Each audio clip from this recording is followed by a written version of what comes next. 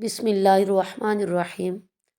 حضرت ابو ہریرہ رضی اللہ تعالیٰ عنہ سے روایت ہے کہ رسول اللہ صلی اللہ علیہ وآلہ وسلم نے فرمایا، جنت میں ایک دروازہ ہے جسے ریان کہا جاتا ہے، یہ صرف روزہ داروں کے لیے ہے۔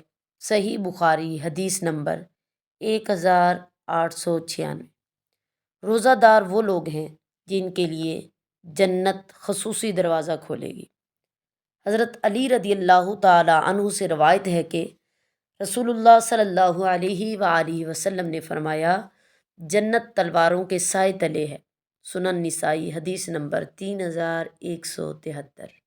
اللہ کی راہ میں جہاد اور قربانی کرنے والے جنت کے خاص مقام کے اہل بنتے ہیں۔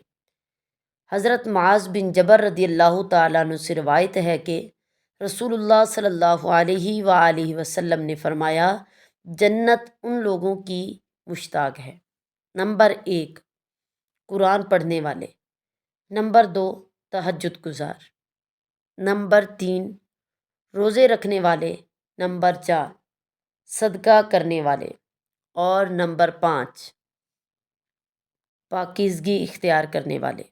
شعیب الایمان حدیث نمبر 2470۔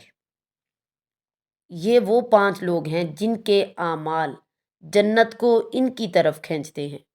ارشاد باری تعالیٰ ہے، جو لوگ ایمان لائے اور نیک عمل کرتے رہے ان کے لیے جنتیں ہیں جن میں ہمیشہ رہیں گے۔